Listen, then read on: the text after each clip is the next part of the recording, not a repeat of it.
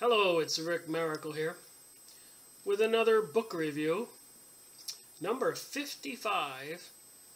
And I've been pondering this book review for a while, and to try to get into correct frame of mind to explain the concept of money. The Creature from Jekyll Island by G. Edward Griffin. And he's a seriously well-known author, trusted person. A lot of videos on YouTube, talk shows. Have him as a guest. He's pretty well versed in the conspiracy theory world. The Illuminati, weather control, sky spraying, all the chaos and anarchy caused by the powers that be in the Middle East and the Ukraine, and the insanity going on in the United States, economic-wise, division, black, white, immigration issue, the gay issue, the New Age, the New World Order issue. That would be Mr. G. Edward Griffin. So you get some on the back here. A superb analysis deserving serious attention by all Americans. Be prepared for one heck of a journey through time and mind. That would be Ron Paul, of the publisher, editor of the Ron Paul Report, former member, House Banking Committee. So there's some more, a magnificent accomplishment, a trainload of heavy history, organized so well and written in such a relaxed and easy style that it captivated me. I hated to put it down. Dan Smoot, published editor, Dan Smoot Report.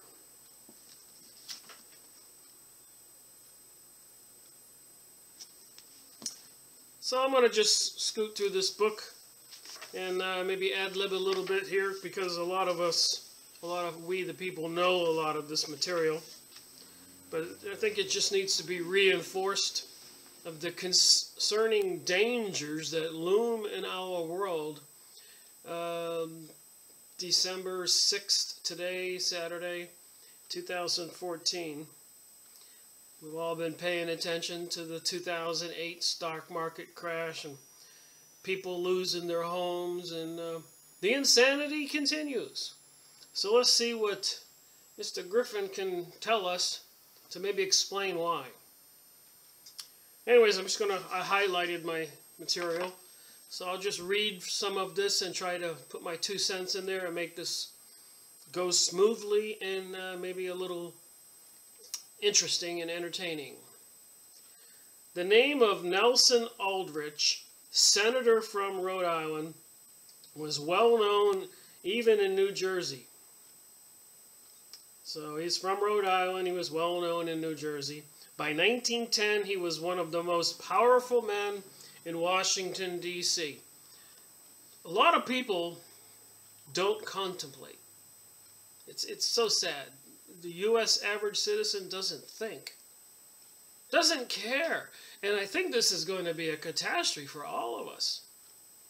But back in 1910, these, I'll call them what they are, these monsters, were doing things behind the scenes to destroy the quality of life for us everyday citizens. That's a fact. Anyways, as an investment associate of J.P. Morgan, you know, the big investment house in Wall Street, that's in the news. These people have been around for 100 years, or longer, obviously. All right, associate of J.P. Morgan, that would be Mr. Nelson Aldrich. He had extensive holdings in banking, manufacturing, and public utilities. His son-in-law was John D. Rockefeller. Sorry about that. His son-in-law was John Rockefeller. So his daughter married John Rockefeller. Jr., 60 years later, his grandson, Nelson Aldrich Rockefeller, would become Vice President of the United States. Wow. So I guess we could say from 1910, this senator, who's associated with the Morgans and the Rockefellers and later would become Vice President of the USA, had a lot of influence on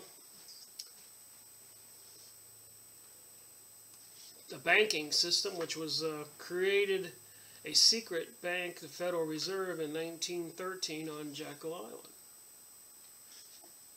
A lot of people know that. But surprisingly, a lot of people don't know that. Hence why I do the book reviews. Alright, so anyways, let's say they secretly left the New York area and headed down to Georgia for a secret meeting days before Christmas. And who was there? This was the roster of the Aldrich car. He had his own special car on the back of the train. Nelson Aldrich, Republican whip and the Senate chairman of the National Monetary Commission, business associate of J.P. Morgan, father-in-law to John Rockefeller Jr. So these investment houses and Rockefeller, who has a long history of insidious and self-serving financial and other manipulating business and investments throughout the United States and the world, is well known. Everybody knows the Rockefellers and the Rothschilds and the Chases and the Morgans. Anyways, who else was on the train? Abraham Andrew, Assistant Secretary to the United States Treasury. Frank Vanderlip, President of the National City Bank of New York, the most powerful of the banks at the time, representing William Rockefeller in the international investment banking house of Coombe, Loeb and Company. Henry Davidson, senior partner of J.P. Morgan and Company. Charles Norton, president of J.P. Morgan, First National Bank of New York. Benjamin Strong, head of J.P. Morgan's Bankers Trust Company. And Paul M. Warburg, a partner of Coombe, Loeb and Company, a representative of the Rothschilds banking dynasty in England and France, and brother to Max Warburg, who was head of the Warburg Banking Consortium in Germany and the Netherlands. So all of this powerful banking money and names all derived originally from the German area, Frankfurt, I believe, where Rothschild opened up his first bank. And from there, it looks like he went on with his cohorts, as Fritz Springmeier calls them, the Illuminati, which is a satanic, Luciferic type religion encompassing the Freemasonry lodges and all kinds of other names, the Rosicrucians, Knights Templar, the Zionism, the Hollywood crowd, the banksters, the CEOs of most corporations, the Skull and Bones with the George Bushes. These are the people who met in secret on this night on their way to Jekyll Island from New York City in a special car that Senator Aldrich had attached to the train. So it was all about a centralization of wealth.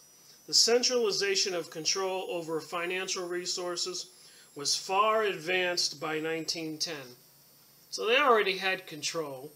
In the United States, there were two main focal points of this control: the Morgan Group and the Rockefeller Group. Okay, an article appeared in the New York Times on May 3rd, 1931, commenting on the death of George Baker, one of J.P. Morgan's closest associates. It said 1/6 of the total wealth of the world was represented by members of the Jekyll Island Club.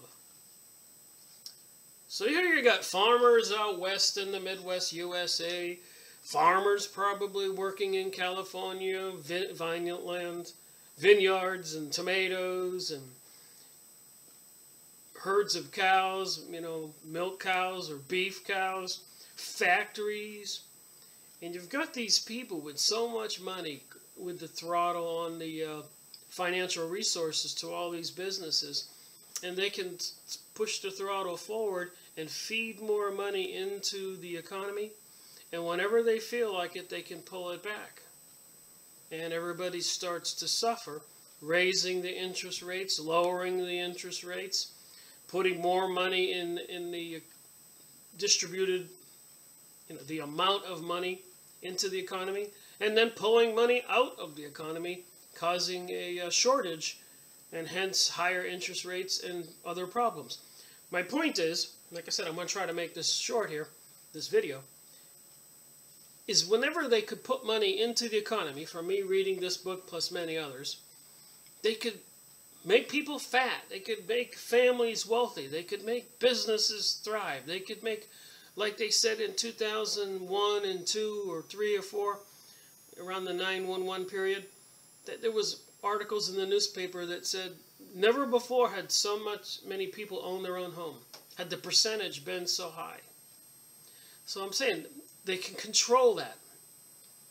And then when they want to, and they higher the interest rates, or they cause whatever problems they need to do, or withdraw money from the economy, jobs go away, unemployment rises, and all those people who were allowed to get a home, it's all intentional. These people do know what they're doing. But everybody starts losing their homes. And they did this during the Great Depression, buying up farms and ranches and businesses for pennies on the dollar.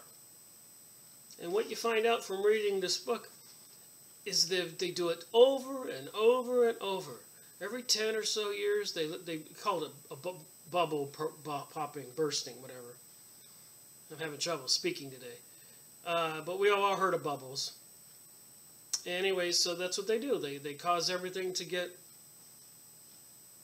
people to get confident, to borrow too much money, to owed too much money.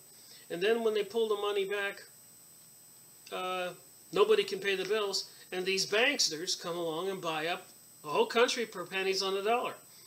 Like right now, the ports in the United States, seaports, who knows, train lines, highways, toll highways, national parks, oil drilling, mineral drilling rights in the United States.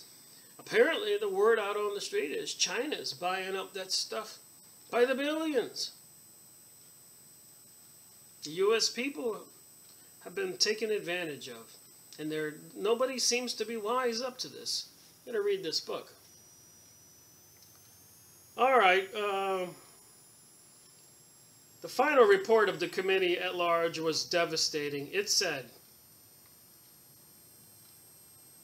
so a subcommittee on the currency and banking, and the chairmanship of Arsene Pujo of Louisiana, completed its investigation into the concentration of financial power in the United States.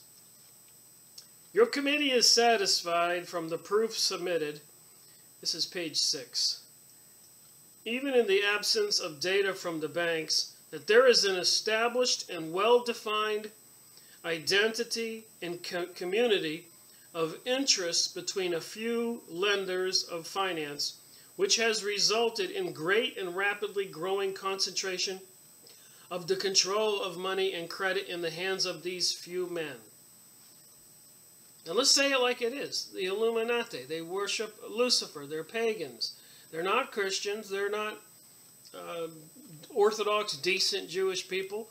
Probably does include the Zionism faction that wants to rule the world from Jerusalem and Tel Aviv, and that are over there in the Israel, slaughtering Arabs all around them. And of course they do it by proxy.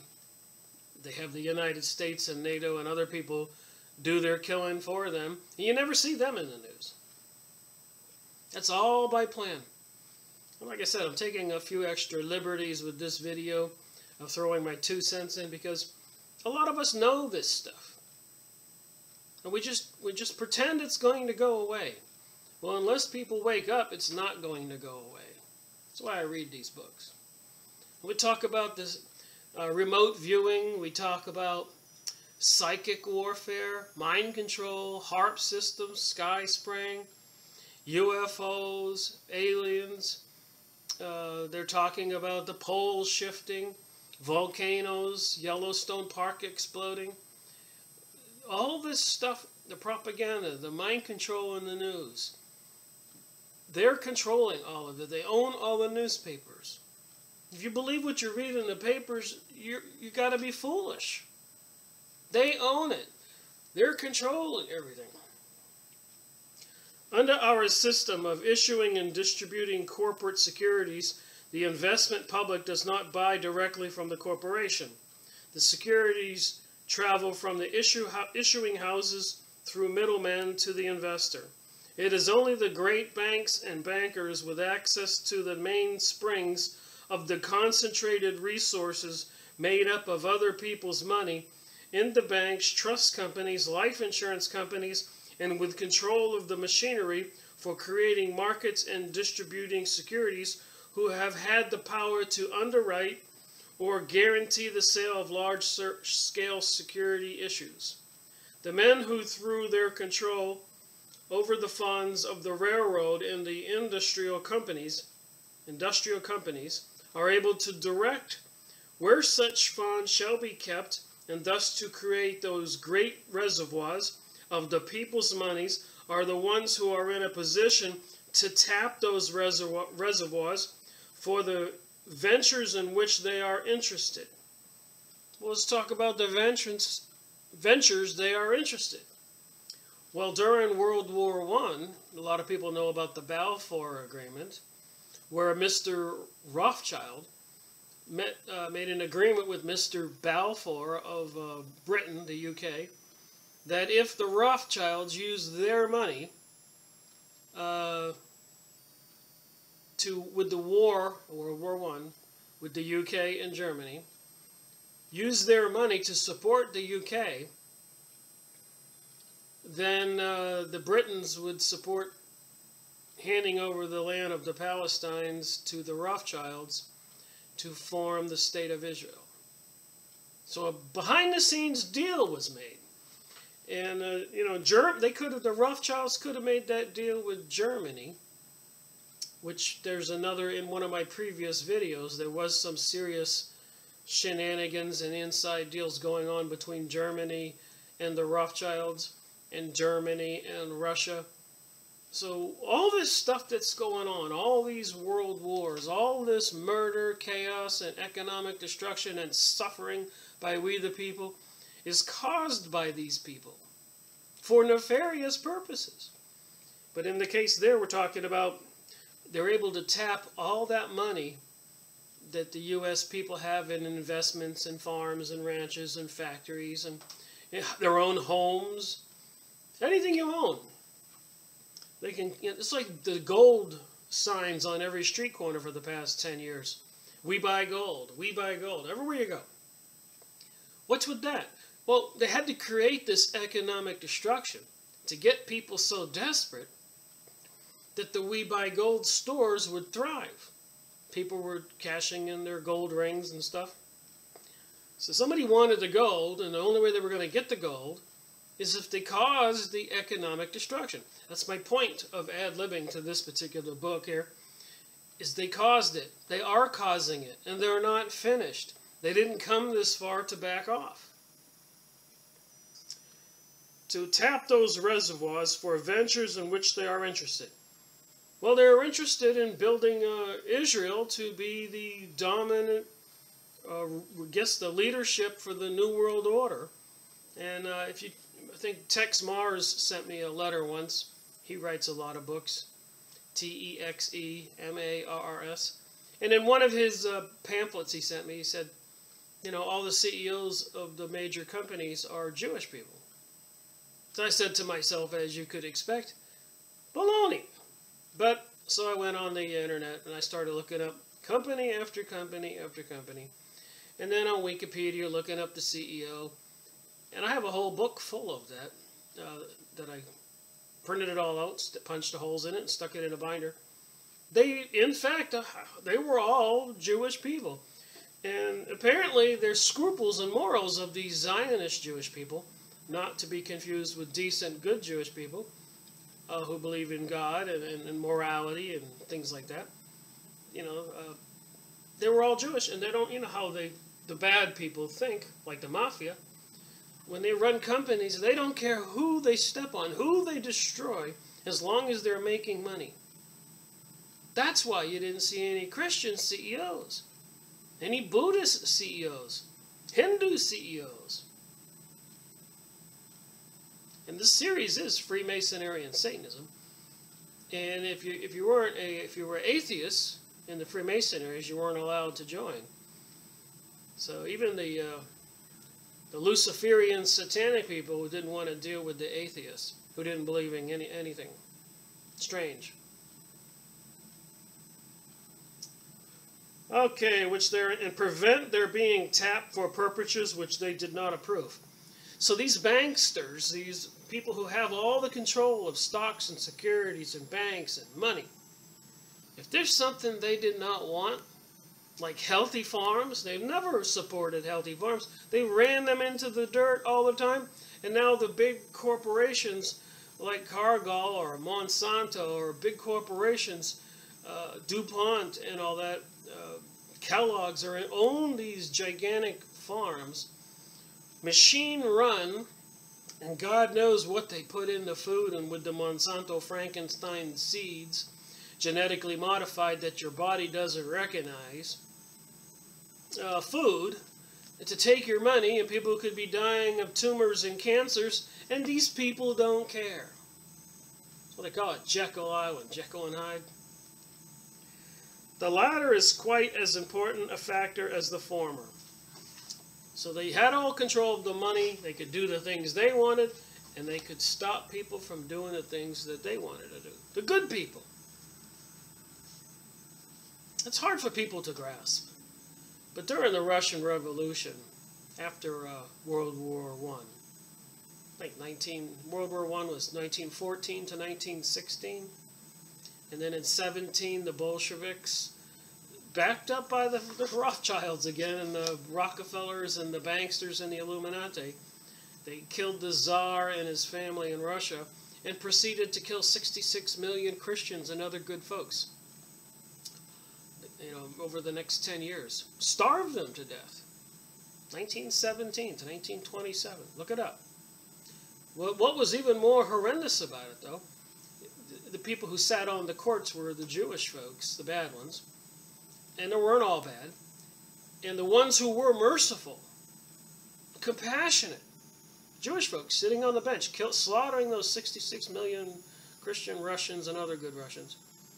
If somebody was up on the bench, and even if he was Jewish, and he showed any mercy, any compassion, they would drag him up there and behead him or shoot him.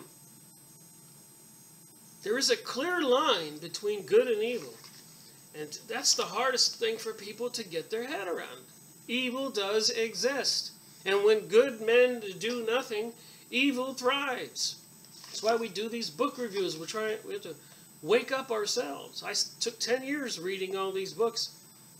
And it occurred to me that, so what, I know all that stuff. I read all that stuff. I wasn't going to just tell you because you wouldn't believe me. But I thought if I read from some of these books, people would get it. People would stand up and start doing things to turn the world around. Do we really want Miley Cyrus and her little horns on stage, or Kate Perry in a satanic outfit, or Lady Gaga and her dirty underwear being paraded around? Beyonce in a satanic show? Madonna in her satanic show? American Idol and the satanic symbols? NFL football with the big satanic eye and all that? Popular news programs, TV stations with the big eye, just like the eye on the dollar bill. Okay, it is a controlling consideration, page 7, in its effect on competition in the railroad and the industrial world. So these banksters got control of everything that happens. 9/11, World War II, Vietnam War. CIA running drugs, Fast and Furious, where they shipping guns down to the drug lords in Mexico, the Boston bombing, Batman movie shooting, Sandy Hook shooting. The banksters are in control. Inside jobs, false flags, so that they can deceive the people into gaining what they want. And what do they want? We all know. The New World Order. The Luciferian agenda. Everybody microchipped. And you got these people in control of all the money. The devil is in control of the bank. When we consider also in this connection that into these reservoirs of money and credit there flow a large part of the reserves of the banks of the country, that they are also the agents and correspondents of the out-of-town banks in the loaning of their surplus funds in the only public money market of the country, and that a small group of men and their partners and associates, the Illuminati, George Bush's skull and bones, all the Freemasonry lodges and other lodges, York Rite lodges, Circle of the Temple of the Circle or something, Knights Templars, Rosicrucians. Go look up on the internet Freemasonry in images, and you'll see long list of all the Masonic groups, the Club of Rome, the Council of Foreign Relations, the Bilderberger group, the Bohemian group. It's endless.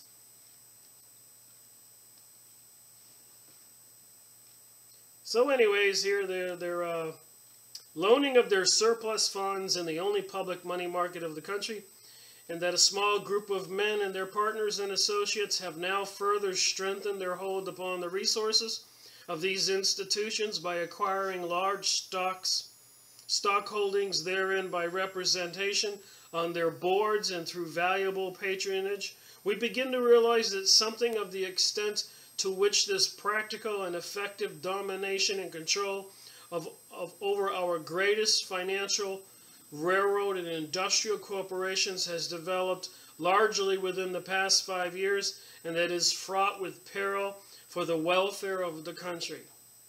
Such was the nature of the wealth and power represented by these 7 men who gathered that in secret that night and traveled in luxury in Senator Aldrich's private railroad car to the destination Jekyll Island. Wow, 27 minutes and we're up to page 8. Well, continuing on, Aldrich's car was uncoupled onto a siding at the small Brunswick station in Georgia.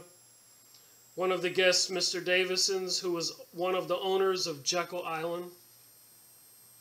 The goal of the cartel, this group of men, as is true with all men, was to maximize profits by minimizing competition between members, to make it difficult for new competitors to enter the field, and to utilize the police power of the government to enforce the cartel agreement.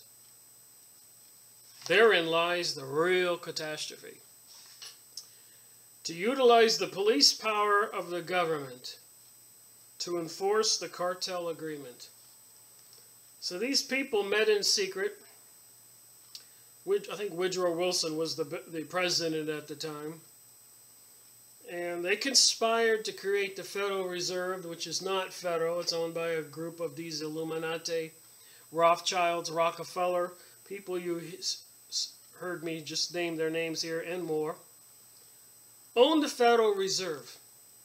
So the United States doesn't create its own money, which by law it could and it should, interest-free.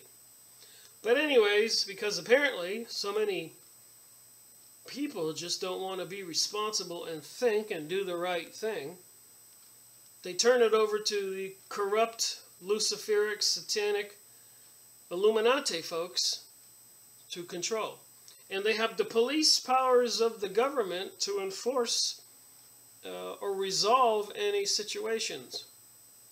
which we are going to discuss and which is absolutely disastrous and horrendous. Just to tell you how it works, it's like this. They make a lot of risky loans, they finance wars, buy up other countries, and they do it under the guise of the U.S. government, guaranteeing the activities of the banks, which they call the Federal Reserve, but it's not the Federal Reserve. So when they do, like the savings and loan scandal, bubble, when they do get to the point where they have written too many checks, spent too much money, loaned it out, and then the people who owe the money can't pay it back, the U.S. government guarantees it. Okay, who is the U.S. government? The U.S. government is you and me and 300 million citizens from California to North Carolina, from Chicago down there to Texas. So when they default and owe billions of dollars, they extract it from the citizens of the USA. Time after time they've done this. They have a complete blank check ability. We're talking 100 years. We're talking wars. We're talking, forget how much money. Let's see if I got this right. The Rothschilds made a deal with Mr. Balfour on World War I. UK was probably going to lose the war, Britain. And the Rothschilds said, hey, we got the money. They had control of the Federal Reserve in the United States, which coincidentally happened 6 months prior to World War I. If they hadn't have created this Federal Reserve in secret in December of 1913, they probably couldn't have pulled off World War I in June of 1914. You don't think they knew what they were doing? So anyways, when they do these wars, and then the government's at war now, the United States gets into World War I and gets into World War II, it has to borrow the money from the Federal Reserve. And the Federal Reserve loans the money to the government of the United States to spend as it sees fit, including fake moon launchings. They couldn't take the Apollo craft to the moon those numerous times. Have you ever seen a picture of the Apollo craft itself? Looks like aluminum foil, tin foil. Looks like somebody made it in the garage. Go look at it. 250,000 miles to the moon, and I guess you got to come back. And they did it on 1 tank of gas. I got all this information on our website. I'm reading up on the fake moon landings. It's just beyond belief. So anyways, they spend all those billions. What are they really doing? The government can't pay it back except through extracting it from the citizens of the USA for taxes. So the burden on the back of the U.S. citizens for 100 years, generation after generation, have been fleeced. Like I said, I'm taking a little extra liberties in this video to try to make my point that these people conspired. Get this book. There's the American symbol here. If you look in the Albert Pike's Morals and Dogma book, the eagle is Mendes. It's a representation of Mendes. And of course, Mendes is the devil. And then they got 13 arrows and 13 leaves and 13 stars. And the 13 is the death card in the tarot card deck. It's the 13 is the number of for witchcraft. If you look at their rosary beads, like the Christians have rosary beads, you know, the prayer beads. But the witchcraft witches' prayer beads, there's 13 of them, 13 stones. So much to know. But the reality is people need to wake up. So they have the police power of the government, so they can build all these bubbles anytime they want. They can fight any war they want. They can build battleships, aircraft carriers, lasers in space, HARP systems, which are these vast antenna arrays here on the bottom. Get this book and read it. They got all these weaponry systems they paid for with our money. The government borrowed it from the Federal Reserve and pays it back to the Federal Reserve in taxation from the people. All the taxes we, the people, from California to North Carolina, Chicago to Texas, pay every year probably doesn't even cover the interest which is owed. We have become indentured servants to these people. The first leak regarding this meeting found its way into print in 1916. It appeared in Leslie's Weekly and was written by a young financial reporter by the name of B.C. Forbes, who later founded Forbes magazine. The article was primarily in praise of Paul Warburg, and it is likely that Warburg let the story out during conversations with the writer. In 1930, Paul Warburg wrote a massive book, 1,750 pages in all, entitled The Federal Reserve System, Its Origin and Growth. So there's no speculation as to what I'm saying, all these things I've been saying. On all the previous books that we have reviewed, this is number 55. At a certain point down the road, I knew I would be able to draw on all those videos and books we reviewed, assuming people who watch these videos and this video go back and watch from number 1, which I was seriously an amateur. That was my very first video, with myself speaking on a video. Freemasonry and Satanism book review 1 of 50. And now we're up to 55, my second year. And you can learn by watching my videos. What took me 10 years, you can learn in 10 weeks about what's going on in the world. Amazing things to understand. Go on MUFON, M-U-F-O-N, MUFON, the UFO reporting site. See the UFOs that are being reported these days, daily. And if you mention UFOs to anybody in the public or even in your family circle, you go to a home for the holidays, you will see everybody tune out, walk away, put their head down.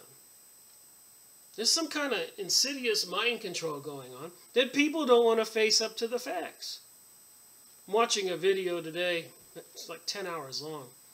William Cooper, the Behold the Pale Horse, the author, who's now dead. And he says in there, and he's totally correct, so many people do not use their brains, don't think, don't contemplate, don't want to know what's up. I've had people tell me to my face, Rick, yes, we know something's wrong, but let's party till it happens. Is that intelligence? Is that a way a citizen, a person, should think about their own children and their children's children and the future of the human race? There's something mentally disturbing going on in the population. Now, it could be the fluoride in the water. Wouldn't surprise me. Could be a lot of things in the vaccines, the mercury, the toxins, the TV programming. Like I like to say, you know, Hogan's Heroes, the TV show, and they made Klink and Schultz into complete idiots, dopes, fools. And at the same time, they were bringing the German scientists over to the United States. They had brought them over in something called Project Paperclip. Von Braun and many others, because our scientists were nowhere near as skilled as these were, knowledgeable. So, on one hand, the U.S. government, CIA, Air Force, and all them, Army, were bringing all these captured German scientists over here to start up a lot of black ops projects in the USA. With the money they get from the banks, from the Federal Reserve, creating all kinds of nefarious technologies, insane technologies, like Monsanto and even cloning and genetic manipulation, creating horrible creatures like half pig and half human. And meanwhile, so all these smart Germans are helping the Americans become Germany, it seems. The next German right, what do you call it? The Fifth Reich, Fourth Reich. In the meantime, they got a TV show, Hogan's Heroes, making them to be out as idiots. That's the kind of mind control propaganda they do to the population, the people. So anyways, Paul Warburg wrote the book, 750 pages in all, entitled The Federal Reserve System, Its Origin and Growth. In this tome, he described the meeting and its purpose, but he did not mention either its location or the names of those who attended. But he did say the results of the conference were entirely confidential. So basically, when they took over the Federal Reserve in 1913, which President Woodrow Wilson signed into law, that these foreigner Illuminati Satanists could own our banking system, which would have a complete, like I said, a throttle putting money in, or raising the interest rates, lowering the interest rates, or pulling the money back. With those controls alone, just think about your own household. Let's say somebody's husband gets a new job. He was working down as a salesman at the hardware store, but he got promoted now to general manager of another competitor, and his salary has increased 3 times. So instead of $25,000 a year, he's now $75,000 a year. And then the wife is happy, the kids are happy, they get new bicycles, the wife gets a new car, they move into a new house. They buy new clothes. They start living the good life. A year later, he didn't work out as general manager of the competitive hardware store, so they let him go. And he has to go back to his job of $25,000 a year. He can't pay for a lot of the things he paid for. His house gets foreclosed on. They move into a cheap rental. The kids aren't happy. But see how moving the money up can change things? And then when you pull it back, the devastation that can be caused. The banksters know this and do this even today in 2014. When we have this economic strife running across the United States and the world, and houses are being foreclosed at, I suspect, at an ever-increasing rate, which they don't put in the media right now, by the way.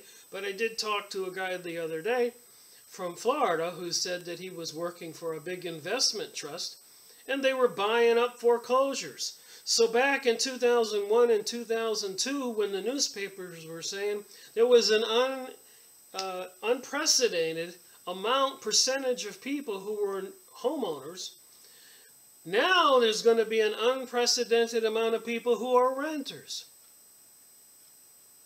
And the banksters control it all. Make no mistake about it, they do. And they have a plan, just like what I said, causing the economy to go into devastation, and they wanted gold for whatever reason. I know there's rumors on the internet you can read, look up videos on YouTube, that Germany wanted its gold back last year or a few years ago. The United States didn't have it to give it back. What an embarrassing situation. So I suppose one could say that, hey, a couple guys in Congress said, well, no problem, talking with the Federal Reserve, let's pull back on the money.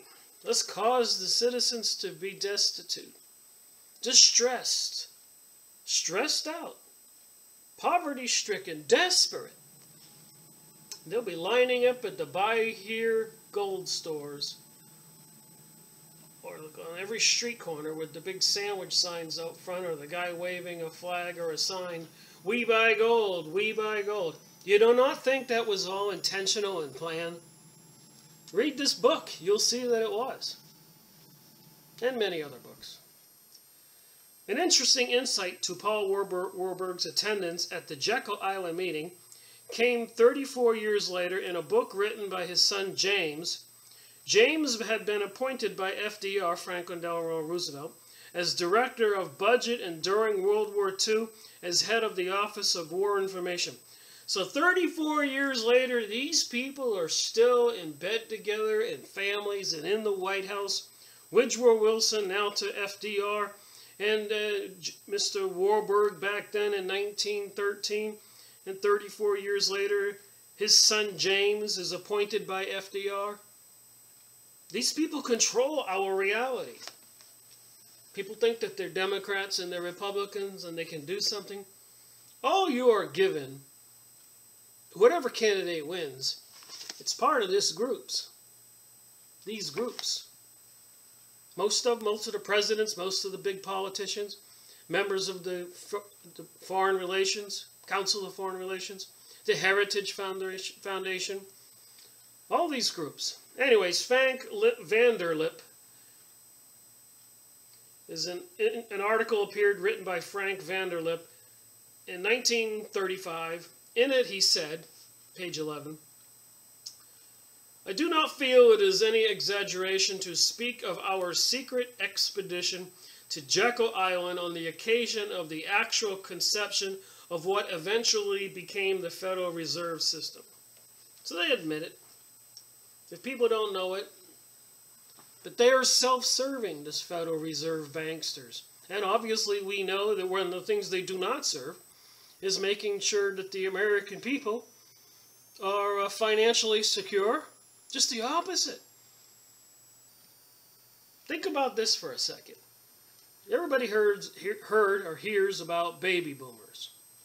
After World War II, people coming back from the war to the United States from overseas, got married, the United States was booming, and a lot of those couples had 6, 8, even 13, and sometimes more kids.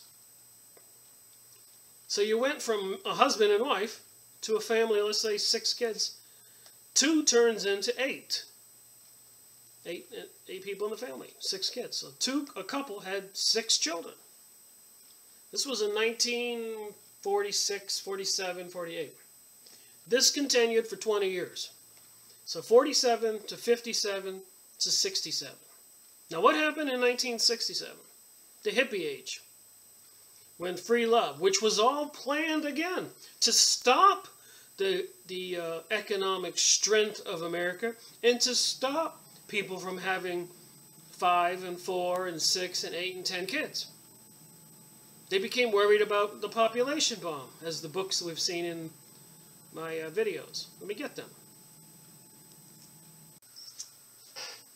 So I'm sure people are aware of when they take a census, run around all over the country counting everybody where they live, how many live there. So after 47, 57, 67, 20 years of a very healthy USA growing, and large families everywhere, owning their own home or renting large homes, somebody in power decided we have to put a stop to this. So there was a couple of mechanisms put into place. And they did a study called the Report of Iron Mountain. Go get this book. Basically, it's just an outrageous book. They were freaking out because with the nuclear weapons, they were afraid there would never be any more large wars. And if there weren't any wars and all the things that citizens got patriotic and supported their governmental leaders, who were obviously causing the wars like World War I and World War II, to get the state of Israel for the Rothschild Zionism control mechanism of the world, the New World Order. That's why we had World War II, by the way, because the Balfour Agreement, the UK backed out and did not agree to abandon the Arabs and give the Arab lands to the Rothschilds for the state of Israel, Zionism. But a lot had gone forward since then. Lots of Jewish people from all over the world, backed by the Rothschilds and other people, had gone over to Palestine and had bought up large plots of land, and they were already acting like they had a country, which they didn't have. So anyways, when the UK backed out of the Balfour Agreement after World War I, of course they had to have another world war to get the seizure of Palestine, the lands there, and to consolidate other powers all over the world. But in 1967, 20 years into the baby boom, somebody in D.C. or the Illuminati, the people that control the world, had a "oh my God" moment and said, "We got too many people. They're having children. They're happy. They're wealthy. They're thinking. They're reading books. They're intelligent. They're a threat to us and our power. How do we defend ourselves?" That's the report from Iron Mountain book. And they said, well, we have to create environmental disasters. It's in that book. We have to create terrorism disasters. It's in that book. Climate control disasters. It's in that book. They had to create fear so the people would be in fear so that they would turn to the government to protect them. As in the prior situations, they created the fake wars, fake enemies, and the people caused things to be in the news that maybe some German guy killed a bunch of American people and everybody got fevered with hate and built up the patriotic energy needed to get a war going. It was all planned. Anyways, so now they're in 67, 20 years after the baby boomer. I don't want to lose my place here. They decided there was too many people. So boom, they published some books. The Population Bomb. The Limits to Growth. There's more. A report from Iron Mountain.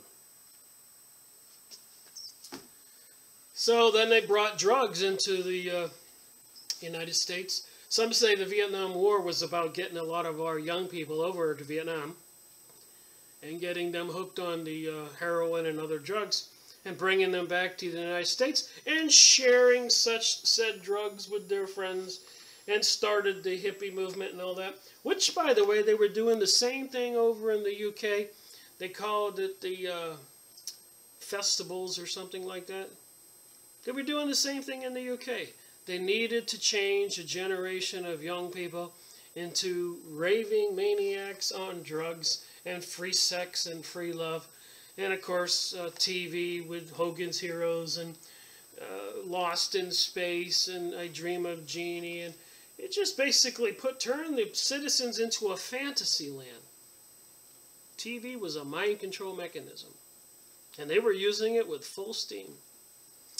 Meanwhile, our secret expedition to Jekyll Island on the occasion of the actual conception of what eventually became of the Federal Reserve System, which is a banking system owned by the foreign investors from the Bank of England, which came from the Bank of Germany, which was started by the Rothschilds and then his 3 or 4 sons all over the world. And they're all members of the Freemason or different lodges under the umbrella of a group called the Illuminati, which is basically a Luciferic religion. I'm just giving you the shortcut answers to all this. And if you go back and watch the videos prior to this number 55, you will see all those answers in all those books and all those sentences and all those paragraphs that we reviewed. The purpose of the cartel is to reduce competition and thereby increase profitability. So these people, these corporations, these horrible people that are the Zionist Jewish folks they put in charge as CEOs, do not have a conscience, do not have morality. They think it's a sin to have conscience, a sin to have morality, and that they're thankful if they can make more profit for their masters. The opposite of good, of course, is evil. And the opposite of evil is, of course, good. These people are on the side of evil. They think it is an acceptable religious to follow. They think it's the right thing to do. Worship the devil who was cast out of heaven. You need to put everything into context here, what it really is. And then if you go, and I hate to switch off on another subject here, but it's necessary because everything is combined. Think about it. Go on MUFON. Go look it up. Go look at the sightings people are having in California today, or in North Carolina mountains, or Rhode Island, or down there in Argentina, Brazil. 2014. See the UFO sightings. Who are these UFO people? And isn't this with World War I, the people that Hitler and Germany were in cahoots with, in this interdimensional communication with demons and spirits to get the technologies?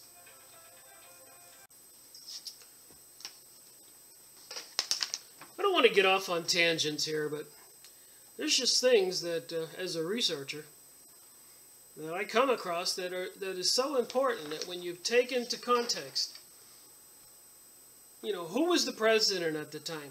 What was the country doing at the time? What were the banksters doing at the time? Who is in control at these particular times? So in 1961, I found these new documents that are pretty interesting. It's called the UFO Investigator. I'm going to get back to the Jekyll Island thing, but it's important because these people who are obviously, as we know, that are presidents, vice presidents, senators, people from Washington controlling the banking system, don't you think that the president and group and company and senators control the Air Force? And when they made decisions to keep the UFO sightings from the people and create funny shows on TV like Lost in Space or the Jetsons, what was happening at that time? One of the things that was happening that was published in 1961 was, you can see here from the top,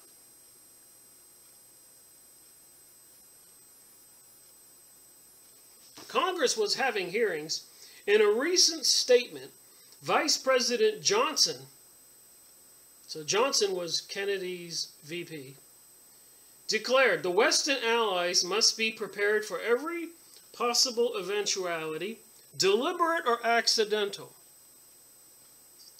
3 weeks ago, the Vice President said the Senate Preparedness Subcommittee, an urgent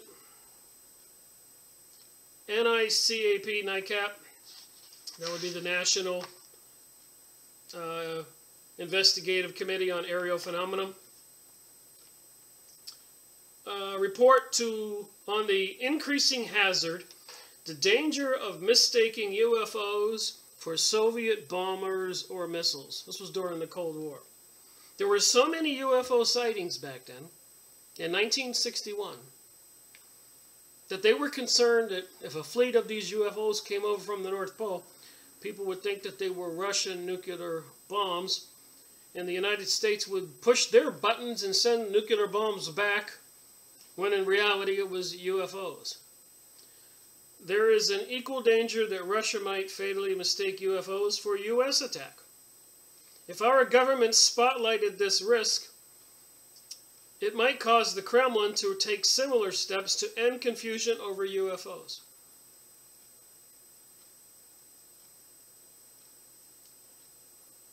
Mutual disaster was inevitable. Both fleets might wearily circle, well out of range, then return to their bases. But if high-speed UFOs were tracked, heading for either country, it could cause a fateful decision. Several UFOs have been tracked at missile speeds, one at 18,000 miles per hour by Navy scientists at White Sands, two at 9,000 miles per hour, Goose Bay Air Force Base, and by Air Force Base 29 radar.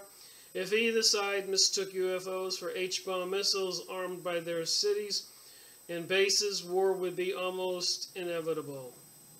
The risk is there and growing. Even if it is only a tiny fraction of 1%, it is still too great. So you can see the pictures here where they were worried about SAC headquarters, Strategic Air Command, firing missiles because they thought UFOs were missiles. 1961. Remember, Kennedy got killed in 1963.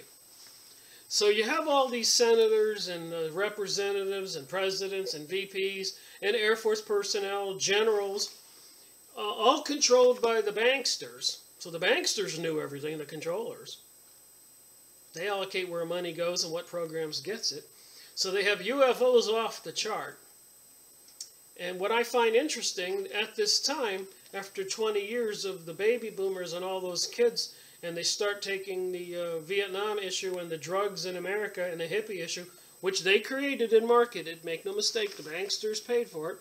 came up with the idea and did it. At the meantime, they were having UFOs sightings off the chart. You think there's any correlation to all of this? Now this is a good example of contemplation and thinking. If you had a little board on the wall, and it's like a detective trying to solve a crime, and you put the crime up there, and then you started writing all around it the different pieces of evidence. That's why you can't leave the UFO issue out of this banking issue. And the senators and the vice presidents, and Kennedy getting killed in '63, when he was a representative from 43 to 48, and or 57 to 43, and then from 57 to 60 he was a senator. 14 years he was in the congressional building. And then he became president, and 3 years later he was killed. But those 14 years when he was in the Senate and the House of Representatives, UFO sightings were off the chart all over the country. Senate was having hearings. They felt it was a worldwide threat, and the most important thing they worried about was keeping it from the citizens.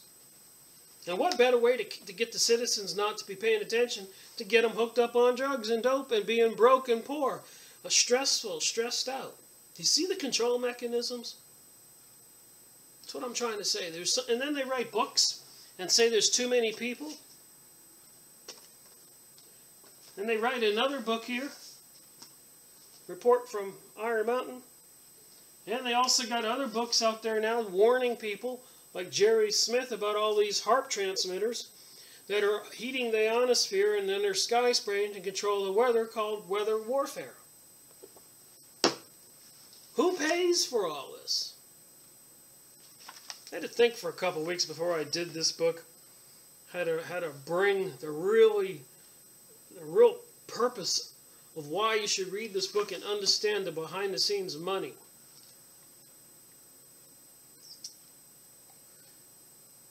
The purpose of the cartel, of a cartel, is to reduce competition, thereby increase profitability. Increase profitability at any cost, no matter what the suffering to the USA citizen. And I'm sure over in Europe, no matter what the suffering to the European citizens. And they don't have to worry about the Africans suffering, they've been killing them. They don't have to worry about the Middle East Arabs suffering, they've been murdering them since the fake 911. This is accomplished through a shared monopoly over their industry, which forces the public to pay higher prices for their goods or services that would be otherwise required under free enterprise competition. So there were laws on the books to protect the people, but the politicians who are in office, I suppose a lot of people don't have to be told, they're not that dense, that these politicians are bought and paid for. They're part of the Masonic lodges. They're in on it. They're sitting there with their cocktails and parties down there in Washington, D.C., laughing their butts off, I would probably imagine. Moving on to page 12. Here we're representative of the world's leading banking consortium, Morgan, Rockefeller, Rothschild, Warburg, and Kuhn and Malone. Look up who these people are. They're in control of the checkbook. And like that guy who got promoted, we just discussed, from the hardware salesman to a general manager of another company and increasing his income 3 times and then losing the job, going back home, and it was a complete disaster. They can put money into the economy and they can pull it back anytime they want and get people off their guard, and prosperity seemingly grooming, and people get giddy with money and buy Hummers and Mercedes and sailboats and yachts. And then when they pull the money supply back, everybody gets distressed and distraught and stressed and psychologically upset. A lot of people, like in the Great Depression, throw themselves off of buildings and commit suicide. But they were driven together by one overwhelming desire to fight their common enemy. The enemy was competition. And what that means is when they got these big corporate farms. The small farmer was competition and had to be taken out. And again, the Federal Reserve controls the money. They were doing weather control back then, I suspect. But let's say it wasn't weather control. Let's just say it was a bad year. It had a drought. Oh, they were ever so happy to loan that farmer a small percentage of what his farm was worth. Probably a nice interest rate. They knew he couldn't pay it back if they had another year of a drought. They knew they would own the farm and add it to their big corporate Frankenstein, Monsanto, DuPont, Kellogg's, all these big corporate entities that only want to make money. They don't care if they sell the people poisoned food, as long as they're making money. They think of people like cattle. I hate to say that, but it's nothing new. People know where that comes from. And it's in many books and many texts. And then if you read the Jerusalem Post newspaper, and you look at the the different press releases, stories, and you read the comment section, a lot of the Jewish people over there call the non-Jewish people goyim and cattle and say horrific things about us and Jesus and all that. I mean, that's the hardest part for a lot of people to deal with, the truth. And until we come head on with the truth and deal with it, we're selling out future generations of us. And they will continue to rule things for generations in eternity, maybe. And killing whoever they want, like in Germany during World War II. They would just dig ditches and fill them up full of people.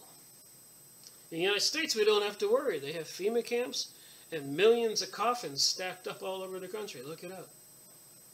You think they're trying to get ready to do some kind of thing in the United States like they did in 1917 in Russia where they killed 66? So is said in Christians and other good people in Russia. It's called a purge. As soon as they kick off the revolution, they go house to house and find people who they consider the enemy. The people who know the truth are the enemy against the liars and the deceivers. Competition was also coming from a new trend in industry to finance future growth out of the profits rather than from borrowed capital. This was the outgrowth of the free market interest rates, which set a realistic balance between debt and thrift. So if a company was doing really good, let's say a shoe leather manufacturer up in Maine, state of Maine, and the guy was making a lot of money who owned the company, and he decided to reinvest his own profits in the company instead of borrowing money. Oh, that devastated these banksters. They had to put a stop to that. They needed him to be borrowing from them. That was their business. Because only about 3% of these accounts are actually retained in the vault in the form of cash, the rest having been put into even more loans and investment, the bank's promise exceeds its ability to keep those promises by a factor of over 300 to 1. So if they have $100 deposited in the bank, they can loan out 10 times that much, $1,000, if they have 100 in deposits in the bank. Because they assume that not everybody will come back and get the $100 at once. And if that happens, it's called a run on the bank, and that's happened in history. So they loan out more than they have is the bottom line here. And so they have no money. They're loaning out paper. They can print. Federal Reserve, they just print it. So if you give them $1 million, they print 10 million and loan it out. There is no 10 million. And then if they do get a little concerned about the money, they just pull back the money from the economy. Cause whoever borrowed the money to be in financial distress. Default on the payments, and they take the guy's factory. That's the control they have. That's the control they have now. That's the control they're using now to create the New World Order.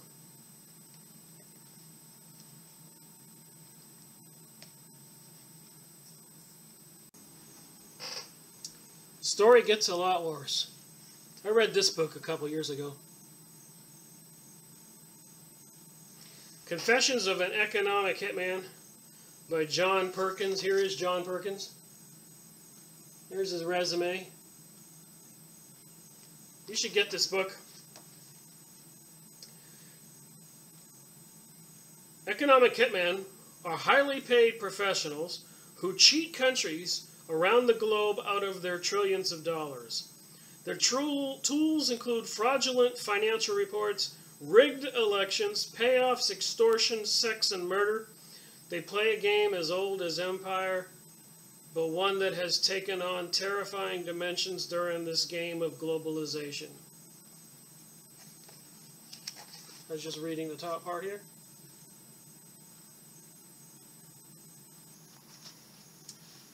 I might do a book review on this book, but I'll give you the gist of it. You can get it. Go online.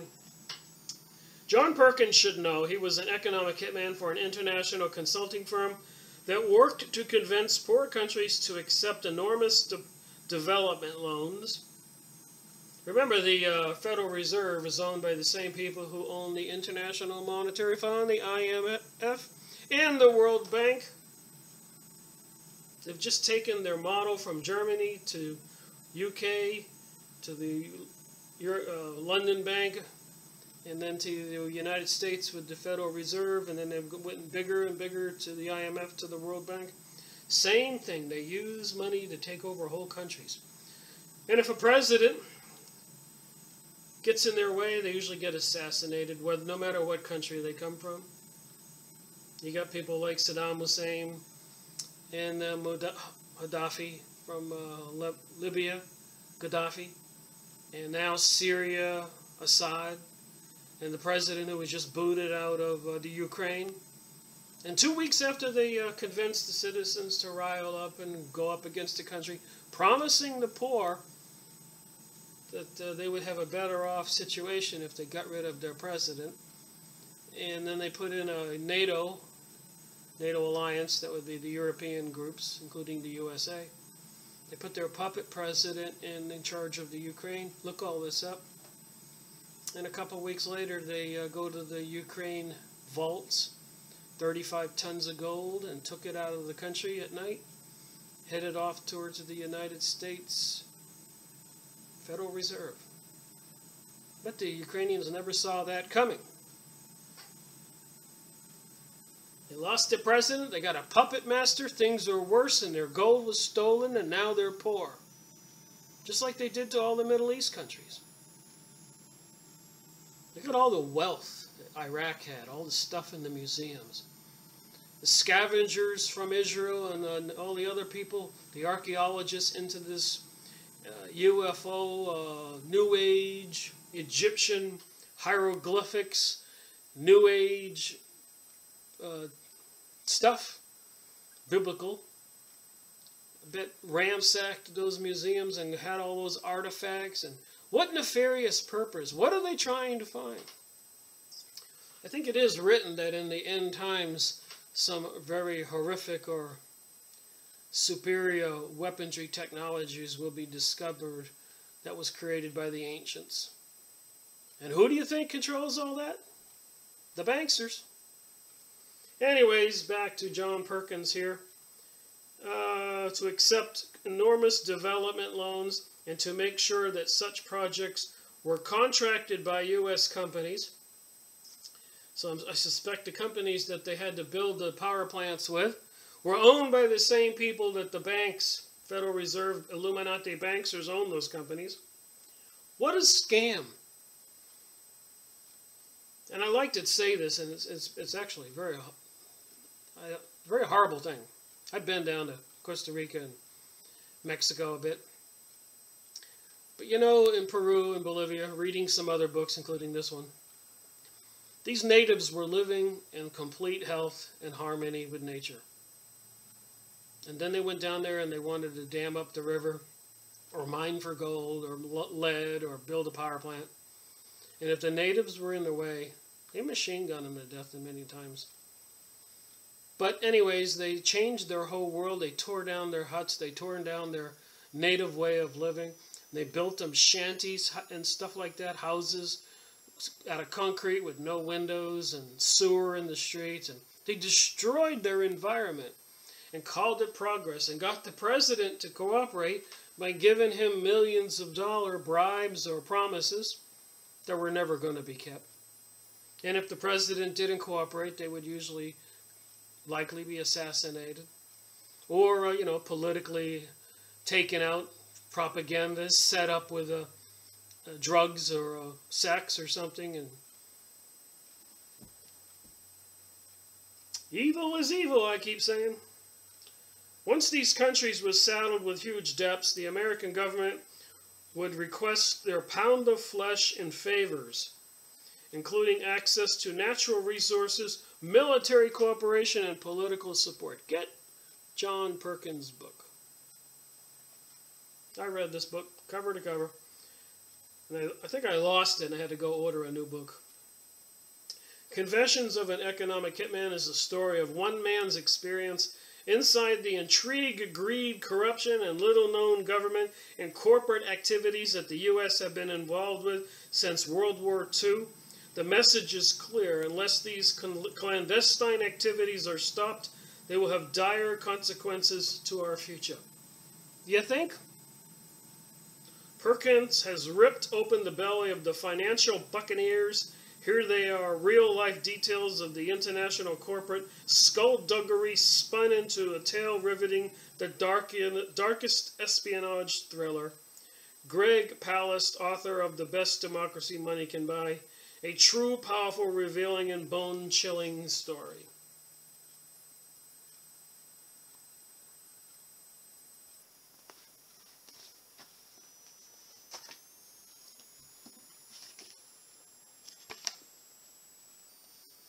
All right, so we're back here to the bankers' utopia.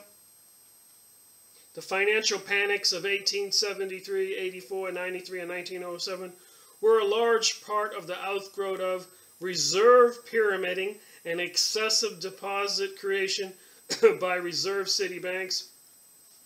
These panics were triggered by the currency drains that took place in periods of relative prosperity when banks were loaned up. All it was is they were lying and deceiving and manipulating with the people's money. But the currency drains on the bank, which were loaned up to the point where they had practically no reserves at all. The banks did not fail because the system was weak. The system failed because the banks were weak. So they had to get smarter, more manipulative, more deceptive. By making it appear to be a problem of a national economy, rather than of private banking practice, the door then could be opened for the use of the tax money rather than their own funds for paying off these losses. So they have to make it appear like it's a national economy issue. We've all heard that, 2008, banks too big to fail. They were the ones who are the schemers and controlling everything and putting all the decent small property owners and small banks and everybody out of business. And they were making themselves wealthy with profits, which they did not reinvest back in these businesses. So they continued to have to borrow, and they convinced the United States government to back those money with loans, guarantees. And that is, who is the government? That is we the people. So when the U.S. government guarantees your student loan, it is the people of the USA who are guaranteeing it. And we didn't even know we had guaranteed it. How to stop the growing influence of small rival banks, that's what they wanted to do. And to ensure that control over the nation's financial resources would remain in the hands of those present. They wanted to, how to make the money supply more elastic in order to reverse the trend of private capital formation and to recapture the industrial loan market. So they didn't want anybody else in this business. They needed complete control over the financial system, and they could ruin anybody, any system, any company, anybody that wasn't one of their Illuminati, Lucifer, satanic pawns. Puppets. Cohorts. How to pool the meager reserves of the nation's banks into one large reserve so that all banks will be motivated to follow the same loan-to-deposit ratios. So even if you wanted to be a bank that used common sense, they didn't like that at all. You were thriving and growing, they would come after you. It's like they have done throughout history. They always come after the decent people. This would protect at least some of them from currency drains and bank runs. Should this lead eventually to the collapse of the whole banking system, then how to shift the losses from the owners to the backs of the taxpayers. Well, I suppose we'll have more than one video on this book. I think a lot of people know this, but they really hadn't thought about it. Don't think about it. All this economic strife in the United States, right now in the world, has been caused, in my opinion, an opinion that I gained from reading a lot of books. We know that the weapon systems are off the charts. They got lasers now they can put on planes and battleships, gigantic laser beams. The warfare technology that's available now is just mind-boggling. We know in 1967, report from Iron Mountain, the mechanisms proposed for controlling the transaction to an arms-free economy are also traditional, changing in both sides of the federal budget, manipulation of interest rates, etc. We acknowledge the undeniable value of fiscal tools in a normal secular economy where they provide leverage to accelerate or break an existing trend. Page 21 in Report from Iron Mountain. Everything I've been saying, they use the banking system to accelerate an economy or put the brakes on. And think about it now, like what a piggy bank is, or a savings account. You put money in there, and you put money in there, and you put money in there, and maybe by Christmas you have some substantial money. And then you can withdraw some, and next year you save again. Well, think about these Federal Reserve fellows, people, Illuminati, demons, whatever you want to call them. When they make the economy healthy, and money is plentiful, from coast to coast, people's bank account, savings account are full of money. People can buy stocks. People can buy cars, jewelry, homes. And then when the economy itself is really healthy and fat and wealthy, these banksters know that, and they know how to draw on that and put the brakes on the economy, so all these people have to surrender their wealth. Gold. And so they can do that time and time again. They can build it up to take it down. Build it up, take it down. And they have been doing it, if you look at the charts on history. The Great Depression. The many times the bubbles that popped, savings and loans, which all them and their cronies owned. Some very popular names that were presidents and politicians were in cahoots with all those banks that were loaning to build malls and plazas and buildings, where most of the money was, the buildings and all that, was a small portion of the loan. It was all the profits the people who took out the loans made, and then they tried to save every penny they could on the construction, shoddy or shabby construction. So that was never really the quality of the buildings and stuff wasn't the concern. So they could put money into the economy, and they could take it out. And then for some reason, 20 years after World War II, when somebody decided mom and dad were having too many kids, they introduced drugs in the hippie scene into the countries. They did it in other countries too. And people stopped having all those families and kids, and they changed our world for their own benefit And it's causing a lot of family destruction across the world in the last 40, 50 years. Since the this book here, Report from Iron Mountain. And remember, there's something more nefarious going on here. You know, and when the Air Force training manual, they were teaching in the training manual is this picture. And it was for pilots and other people to recognize these things, UFOs.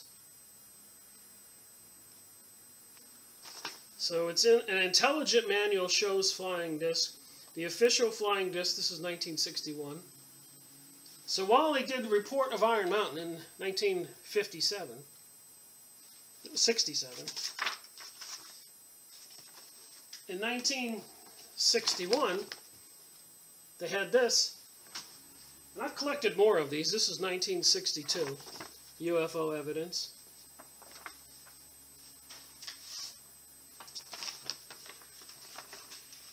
This is the one I'm reading now, 1965.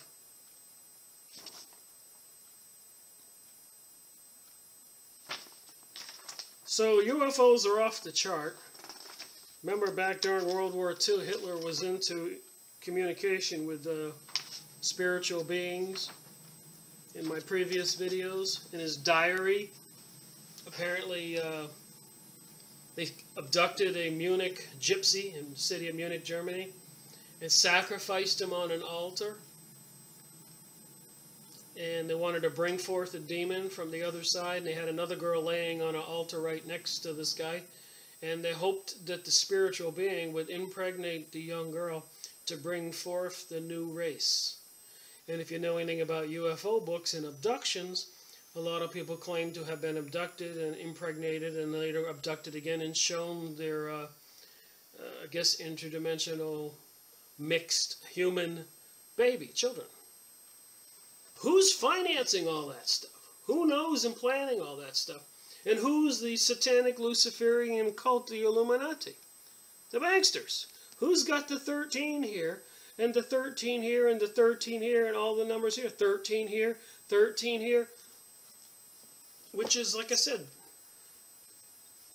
the witchcraft number, the 13 stones, all those, the death card on the tarot card. A lot of people know it's an evil number. So anyways, look for my future video on this. Hope I made it interesting. I thought I'd throw my 2 cents in a little more on this book to try to understand the power of money. You see my tabs, I got a long ways to go here. So I'll try to go buy this book.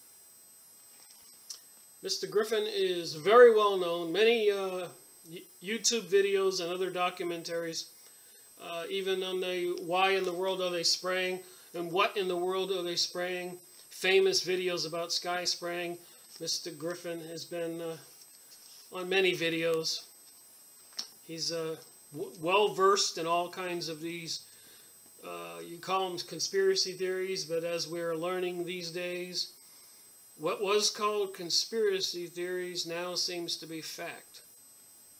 What they did ridicule and laugh at people for, now they're going, my gosh, maybe you were right.